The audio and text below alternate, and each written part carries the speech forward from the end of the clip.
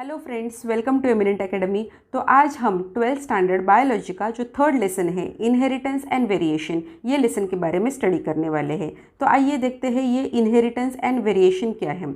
Inheritance यानी कि हमारे बॉडी में जो भी कैरेक्टर्स हमारे मदर एंड फादर की बॉडी के थ्रू आए हैं, तो वो जो कैरेक्टर है उसको हम इनहेरिटेड कैरेक्टर्स ऐसे कहते हैं, और ये जो कंसेप्ट है उसको इनहेरिटेंस ऐसे कहा जाता है। अभी हम देखते हैं कि वेरिएशन क्या होता है। तो वेरिएशन यानी कि हम हमारे मदर एंड फादर के जैसे दिखते हैं, बट हम उनकी एग्जैक्ट कॉपी नहीं होते हैं। सेम टू सेम सारे के सारे कैरेक्टर वैसे के वैसे ही हमारे बॉडी के अंदर नहीं आए हुए होते हैं, तो उनमें कुछ चेंजेस भी होते हैं। तो ये जो चेंजेस होते हैं उनको वेरिएशंस ऐसे कहा जाता है। अभी हम ये लेसन के 1 बाय 1 सारे पार्ट स्टडी करने वाले हैं। अभी हम फर्स्ट पार्ट स्टडी करने वाले हैं, that is a chromosomes and mechanism of a inheritance. अभी यहाँ पर हमारे बॉडी से ये जो क्रोमोसोम होते हैं वो नेक्स्ट जनरेशन में कैरी फॉरवर्ड होते हैं। तो ये क्रोमोसोम्स की नेक्स्ट जनरेशन में कैरी फॉरवर्ड होने की ये जो प्रोसेस है वो किस बेसिस पे होती है वो हम देखते हैं। हेरिडिटी के बारे में हमने ऑलरेडी स्टडी किया था कि जो भी जेनेटिक इंफॉर्मेशन होती है वो एक जनरेशन से दूसरे जनरेशन में कैरी फॉरवर्ड होने की जो प्रोसेस है उसको हेरिडिटी और इनहेरिटेंस ऐसे कहा जाता है। The mechanism of a inheritance was successfully investigated before chromosomes had been observed और अ जीन वेर नोन। तो हम यहाँ पर देख सकते हैं कि ये जो कंसेप्ट है हेरिडिटी का वो बहुत पहले उसका इन्वेस्टिगेशन हुआ था। कभी जब भी यहाँ पे ये जो जीन्स से उनका इन्वेस्टिगेशन हो गया, उसके पहले ही हेरिडिटी का कंसेप्ट एग्जिस्ट में आया था। हम देखते हैं कि ये जो ग्रेगर मेंडल है उनको फादर ऑफ जेनेटिक्स ऐसे क्यों कहा जाता है। तो यही वो फर्स्ट साइंटिस्ट थे जिन्होंने एक्यूरेट एक्सप्लेनेशन दिया था किसका, for the mechanism of a inheritance. और ये जो मैकेनिज्म ऑफ अ इनहेरिटेंस है इसका एक्सप्लेनेशन देने के लिए इन्होंने हाइब्रिडाइजेशन टेक्निक का यूज़ किया था। मेंडल थे, उन्होंने उनका एक्सपेरिमेंट करने के लिए पी प्लांट जो होता है यानी कि मटर का जो प्लांट होता है उसका सिलेक्शन किया था। तो उन्होंने उनकी स्टडी कैसे की, तो फर्स्ट टाइम उन्होंने ये जो पी प्लांट है यानी कि मटर का प्लांट है उसका एक कैरेक्टर स्टडी किया। उसके बाद उन्होंने उनके कोई भी दो कैरेक्टर को चूज़ किया और उनकी साइमल्टेनियस नेक्स्ट जनरेशन में किस तरह से इनहेरिटेंस पैटर्न है उसका स्टडी किया। उसके बाद में उन्होंने इनके जो 3 कैरेक्टर्स है उनका साइमल्टेनियसली स्टडी या उनके कॉम्बिनेशन ऑफ कैरेक्टर्स का स्टडी करना चालू कर दिया। जो मेंडल थे उन्होंने ये जो सारे प्लांट्स है उनकी ये जो स्टडी की और उसको ऑब्जर्व करते हुए उन्होंने कुछ लॉ प्रपोज किए, उनको हम कहते हैं fundamental laws of a heredity. 1900 में ये जो साइंटिस्ट थे कोरेंस, उन्होंने ये ऐसा सजेस्ट किया कि ये जो नेक्स्ट जनरेशन में जो कैरेक्टर कैरी फॉरवर्ड होते हैं तो उनमें समथिंग मतलब कुछ ऐसा कैरी फॉरवर्ड होता है जिसकी वजह से ये सारे जेनेटिक चेंजेस जो है वो हमें दिखाई देता है। तो ये जो समथिंग है जो नेक्स्ट जनरेशन में कैरी फॉरवर्ड होता है उसको उन्होंने फैक्टर ऐसा नाम दे दिया था। And that factor is responsible for the expression of a particular trait और अ कैरेक्टर्स। तो इन्होंने ये जो एक्सपेरिमेंट किया तो उन्होंने ऐसा कहा कि ये जो फैक्टर्स होता है that are particulate in nature. और तो ये जो मेंडल थे उन्होंने ये जो फैक्टर है ये फैक्टर को एक न्यू टर्म दी और वो टर्म है जीन्स। तो यहाँ पे हम देख सकते हैं कि ये जो कैरेक्टर है इसको हमने जीन कहा था। ये जो जीन होती है यानी कि ये जो फैक्टर होता है ये जब भी पेरेंट्स की बॉडी में होता है तो ये पेयर के फॉर्म में होता है, और ये जो पेरेंट्स के बॉडी से जब भी उसका गैमेट फॉर्मेशन होता है तो वो पेयर के फॉर्म से सेग्रीगेट होते हैं यानी कि सेपरेट हो जाते हैं। बट ये जब भी सेपरेट होते हैं तभी उनका ब्लेंडिंग या मिक्सिंग ऐसे नहीं होता है। अभी हम देखते हैं कि ये जो मेंडल है ये सक्सेसफुल क्यों हो गए। इन्होंने सबसे पहली बात ये है कि उनके ये जो एक्सपेरिमेंट किए थे उन्होंने बहुत ही अच्छे तरीके से यानी कि बहुत प्लान करके किए थे, और उसमें उन्होंने जो सैम्पल्स सिलेक्ट किए थे वो बहुत ज़्यादा क्वांटिटी में थे, वो बहुत लार्ज थे। He carefully recorded the number of a plant of each type and express his result as a ratio. तो उन्होंने ये जो सारा उनका स्टडी किया था उनका प्रॉपर रिकॉर्ड रखा था, कितने नंबर ऑफ प्लांट उन्होंने सिलेक्ट किए हैं और उसमें से उनका जो भी रिज़ल्ट आया उसका स्टडी उन्होंने रेशियोज़ के फॉर्म में कर रखा था।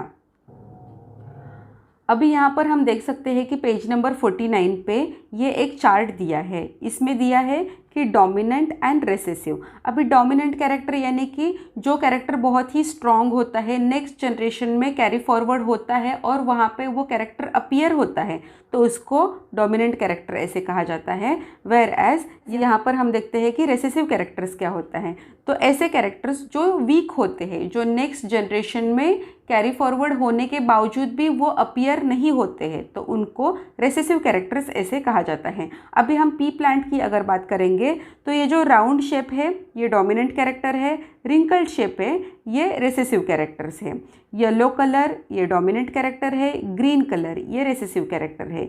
इन्फ्लेटेड शेप्स, ये जो पॉड होता है इसका ये जो इन्फ्लेटेड शेप है यानी कि यहाँ पर ये ऐसे स्ट्रेट लाइन दिखाई दे रही है, तो उसको क्या कहते हैं, डोमिनेंट कैरेक्टर होता है वो। और यहाँ पर कंस्ट्रिक्टेड, यहाँ पर हम देख सकते हैं ऐसे जिगजैग के मैनर में ये जो पॉड दिख रहा है तो वो है रेसेसिव कैरेक्टर्स।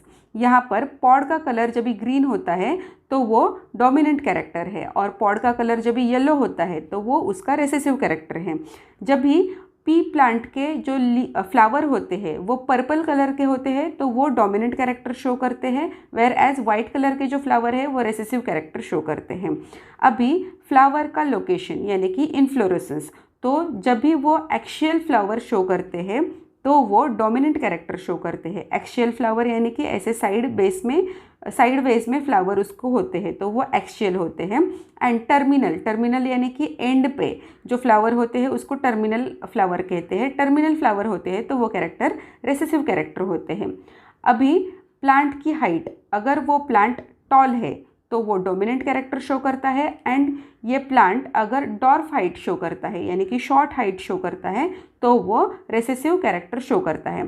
तो इस तरह से ये जो पी प्लांट है, यहाँ पे हम पी प्लांट में ऐसे कॉन्ट्रास्टिंग कैरेक्टर्स देख सकते हैं, और ये कॉन्ट्रास्टिंग कैरेक्टर्स होने की वजह से मेंडल को इसका स्टडी करना, उनको रिकॉग्नाइज करना और भी ज़्यादा आसान हो गया।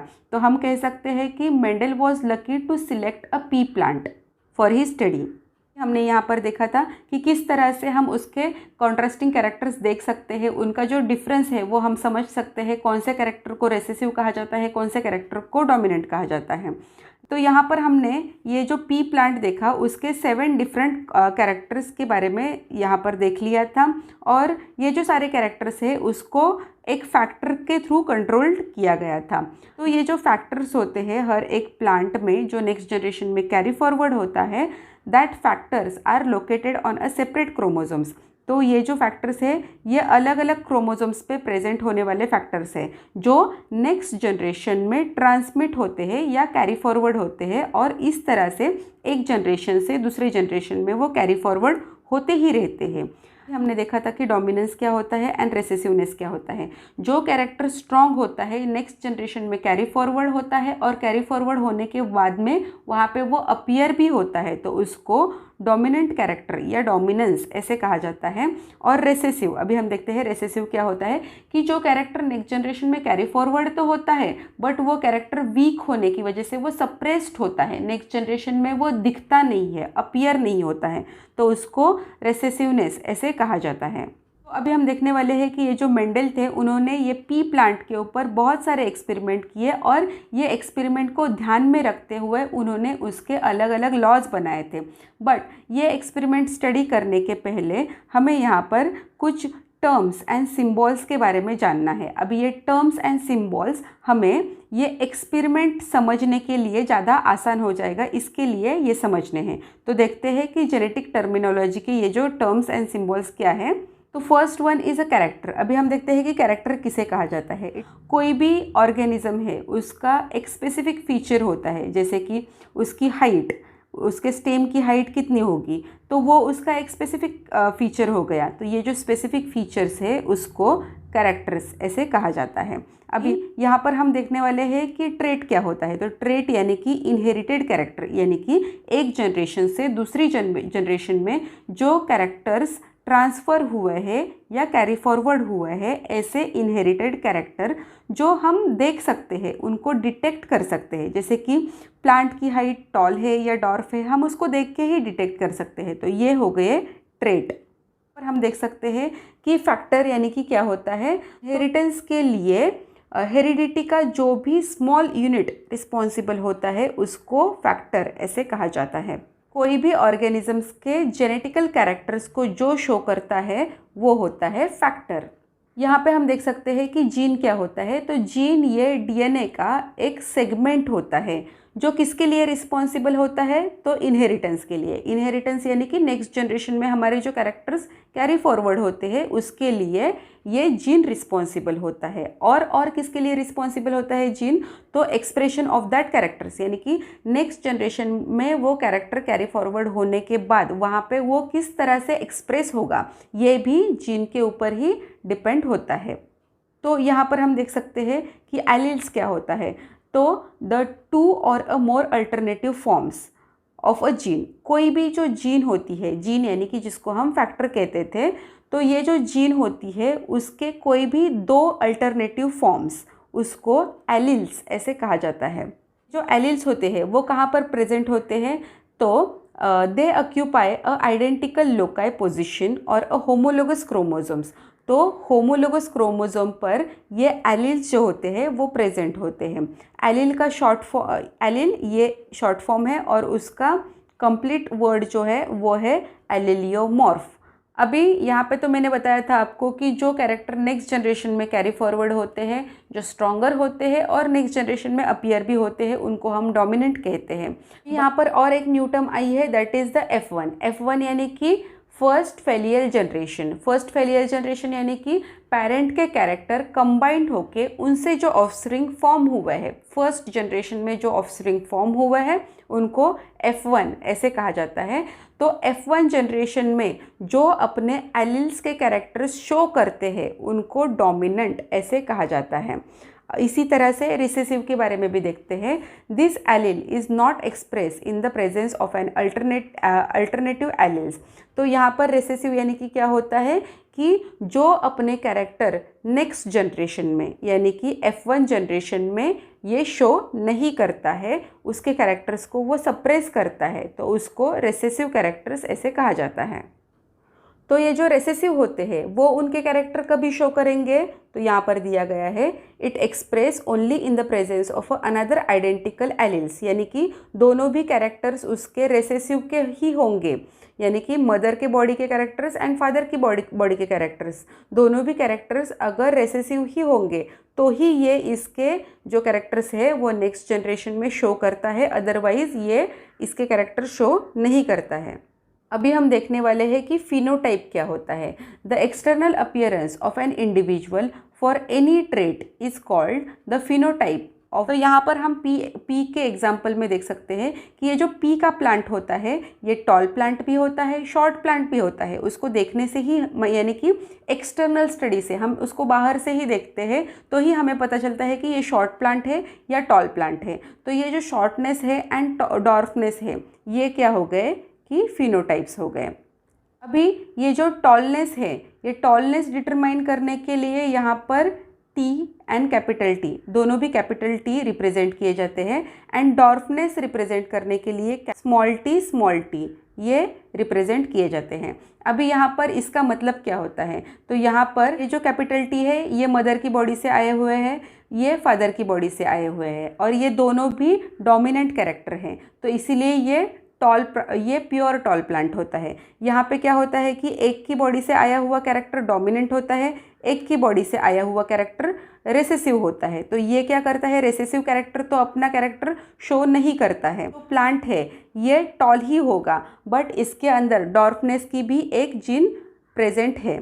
अभी यहाँ पर नेक्स्ट वाला हम ये वाला प्लांट देखते हैं, तो इसमें क्या होता है कि ये दोनों भी टी जो है ये स्मॉल ही है, यानी कि मदर की बॉडी से आया हुआ भी टी रेसेसिव ही है एंड फादर की बॉडी से आया हुआ टी भी रेसेसिव ही है।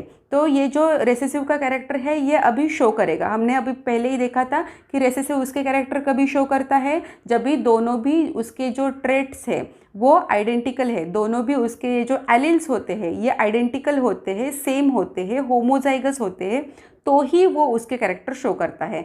तो ये जो प्लांट है ये डॉर्फनेस का कैरेक्टर शो करता है। तो इस तरह से हम एक्सटर्नल स्टडी से ही समझ जाते हैं कि ये जो कैरेक्टर है वो शॉर्ट है या डॉर्फ है। तो ये जो टर्म है फिनोटाइप, ये यहाँ पर हमने स्टडी कर ली। अभी हम जीनोटाइप के बारे में स्टडी करने वाले हैं। कोई भी ऑर्गेनिज्म का जो जेनेटिक कॉन्स्टिट्यूशन होता है, या हम कह सकते हैं कि जेनेटिक मेकअप, यानी कि उसके बॉडी के अंदर प्रेजेंट होने वाला जीन का स्ट्रक्चर या उसकी अरेंजमेंट कैसी है, उसके ऊपर डिपेंड होता है कि वो पर्टिकुलर ऑर्गेनिज्म या ये पर्टिकुलर प्लांट किस टाइप के कैरेक्टर शो करेगा, उसको क्या कहते हैं, जीनोटाइप। अभी इसके हम एग्जाम्पल देखते हैं। तो यहाँ पे हम देख सकते हैं कि ये जो प्लांट है ये प्योर टॉल प्लांट है, ये जो प्लांट है ये हेट्रोजाइगस टॉल प्लांट है, और ये जो प्लांट है ये प्योर डॉर्फ प्लांट है। अभी इसके अंदर हमें ये पता चलता है कि ये जो प्लांट है इसमें दोनों भी जीन्स डोमिनेंट कैरेक्टर के हैं, यानी कि दोनों भी जीन्स टॉलनेस शो करते हैं। यहाँ पे ये जो जीन्स है ये एक जीन्स टॉलनेस की शो करती है, एक जीन्स डॉर्फनेस की शो करती है, यानी कि ये हेट्रोजाइगस यानी कि मिक्स्ड कैरेक्टर वाला प्लांट है। और ये जो तीसरा वाला यहाँ पर दिखाया है ये प्योर डॉर्फ प्लांट होता है, बिकॉज इसमें दोनों भी जीन्स जो है वो डॉर्फनेस की है, यानी कि रेसेसिव कैरेक्टर्स की है। तो इस तरह से यहाँ पे हमें ये जो प्लांट्स है इनके जेनेटिक कैरेक्टर्स क्या है, उनका अरेंजमेंट कैसा है, उसके बारे में पता चलता है। तो उनका जो जेनेटिक स्टडी हम करते हैं यहाँ पर, तो उसको जीनोटाइप ऐसे कहा जाता है। अभी हम यहाँ पर देखते हैं कि होमोजाइगस क्या होता है। होमोजाइगस यानी कि प्योर होता है and individual possessing identical alleles. यहाँ पे इनके ये जो एलिल्स हैं दोनों भी एलिल्स उनके आइडेंटिकल यानी कि सेम होते हैं, तो उसको होमोजाइगस और a pure for that trait ऐसे कहते हैं। यहाँ पर उसके कुछ एग्जाम्पल्स बताए हुए हैं। अभी हम इसके एग्जाम्पल्स की बात करते हैं। ये जो होमोजाइगस ब्रीड होती है ये ट्रू ब्रीड होती है, या हम उसको प्योर ब्रीड ऐसे भी कह सकते हैं। अभी इसके हम एग्जाम्पल यहाँ पर देखे थे। ये जो जीन है इसमें दोनों भी कैरेक्टर्स कैसे हैं, टॉलनेस के हैं, यानी कि सेम है, दोनों भी जीन कैसी है, आइडेंटिकल है। आइडेंटिकल को क्या कहते हैं, होमोजाइगस कहते हैं। यहाँ पे ये जो जीन है ये होमोजाइगस की ही है, ये डॉर्फनेस के कैरेक्टर शो करती है। इसके ये जो दो जीन है ये दोनों भी आइडेंटिकल है, दैट इज़ डॉर्फनेस की जीन वो शो करते हैं, और इसको हम प्योर यानी कि होमोजाइगस ऐसे कह सकते हैं। अभी हम नेक्स्ट बात करते हैं हेट्रोजाइगस कैरेक्टर यानी कि क्या होता है। तो हेट्रोजाइगस कैरेक्टर यानी कि ये जो कॉन्ट्रास्टिंग एलील के जो पर्टिकुलर ट्रेट है वो सिमिलर नहीं होते हैं, तो उसको हेट्रोजाइगस ऐसे कहा जाता है।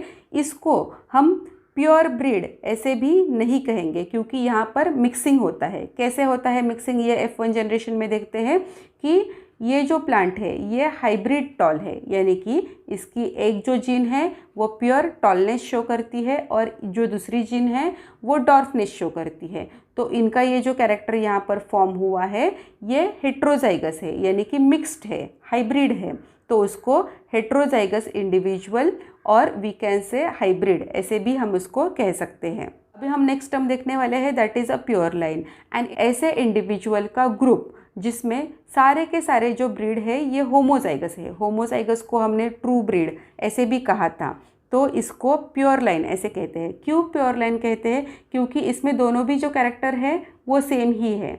यहाँ पे भी हम देख सकते हैं दोनों भी कैरेक्टर जो है वो सेम ही है, तो इसका जो भी गैमेट फॉर्म होगा तो वो दोनों भी सेम ही कैरेक्टर शो करेगा, तो उसको प्योर लाइन ऐसे कहा जाता है। यहाँ पे हम देख सकते हैं it is descendant for a single homozygous parents produce after self fertilisation. तो सेल्फ फर्टिलाइजेशन इनका जब भी होता है तो उनके पेरेंट्स के जो कैरेक्टर है वही नेक्स्ट जनरेशन में जाने वाले हैं, तो इसीलिए इसको प्योर लाइन ऐसे कहा जाता है।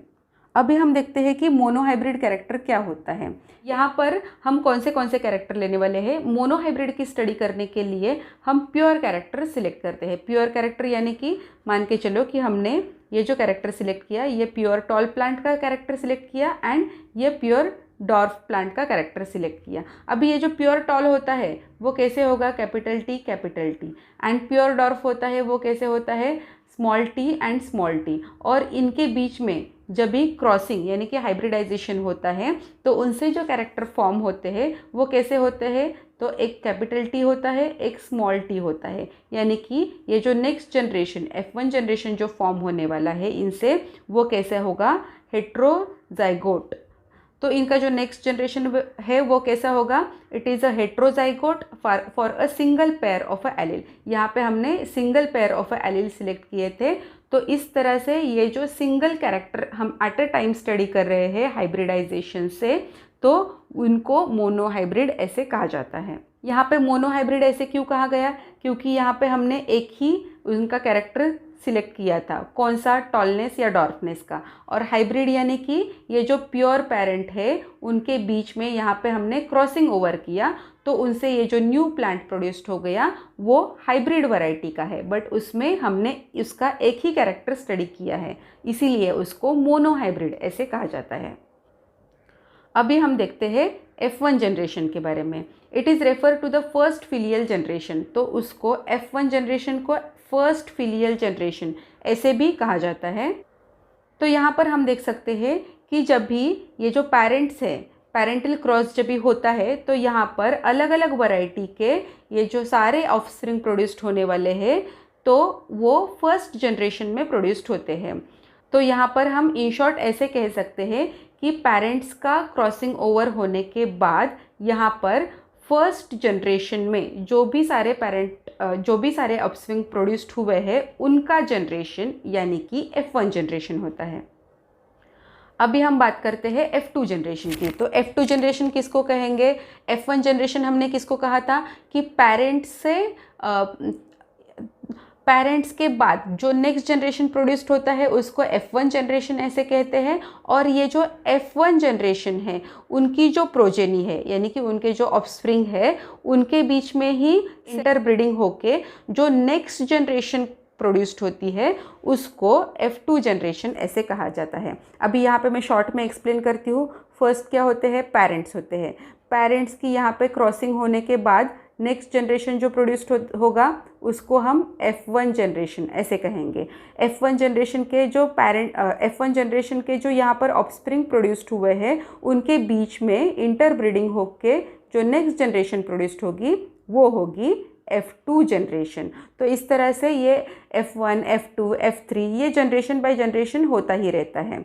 यहाँ पे भी हम देख सकते हैं कि जो फर्स्ट जनरेशन था हमारा वो प्योर था, उनसे जो F1 जनरेशन, यहाँ पे हम देख सकते हैं कि हमारे ये जो पेरेंट्स थे ये प्योर थे, तो उनसे जो F1 जनरेशन प्रोड्यूस्ड हुआ वो कैसा हो गया, हाइब्रिड हो गया। और यहाँ पे हम देख सकते हैं कि अभी ये जो हाइब्रिड है ये दो हाइब्रिड का यहाँ पर क्या होने वाला है, इंटरब्रीडिंग होने वाला है, और उनसे जो नेक्स्ट जनरेशन प्रोड्यूस्ड होगा that is the F2 generation. हम पिनेट स्क्वायर चेकर बोर्ड्स क्या होता है उसके बारे में देखने वाले हैं। तो यहाँ पर जब भी पेरेंट्स का मेटिंग होता है तो उनसे कितने अलग अलग वैरायटी के ये जो ऑफस्प्रिंग प्रोड्यूस्ड होंगे इनका ये एक टेबल होता है, जो टेबल उनके permutation and combination of fertilisation show करता है। यहाँ पर इन शॉर्ट हम ऐसे कह सकते हैं कि ये एक डायग्रामेटिक रिप्रेजेंटेशन है जिसमें हमें ये प्रेडिक्ट करने को मिलता है कि ये जो अलग अलग क्रॉसेस यहाँ पे होते हैं तो प्रोजेनी की क्रॉसेस करने के बाद हमें किस टाइप के ऑफस्प्रिंग मिलेंगे। अभी हम देखने वाले हैं कि होमोलोगस क्रोमोसोम्स क्या होता है। होमोलोगस क्रोमोसोम ये एक ऐसे टाइप का क्रोमोसोम होता है जो मॉर्फोलॉजिकली यानी कि उसका एक्सटर्नल अपीयरेंस, जेनेटिकली यानी कि उसका इंटरनल अपीयरेंस, उसके जीन का structure and structurally essentially identical chromosome यानी कि उनके ये सारे जो कैरेक्टर्स होते हैं ये एक दूसरे के साथ आइडेंटिकल यानी कि सिमिलर होते हैं। और ऐसा जो क्रोमोसोम है वो कहाँ पर प्रेजेंट होता है, तो डिप्लॉयड सेल में प्रेजेंट होता है। ऐसे क्रोमोसोम को होमोलोगस क्रोमोसोम, यहाँ पे ये जो वर्ड है होमो उससे ही पता चलता है, होमो मीन्स कि सिमिलर टाइप के क्रोमोसोम्स। तो होमोलोगस क्रोमोसोम्स यानी कि आइडेंटिकल क्रोमोसोम्स को होमोलोगस क्रोमोसोम्स ऐसे कहा जाता है। सच क्रोमोसोम्स सिनैप्स ड्यूरिंग मियोसिस।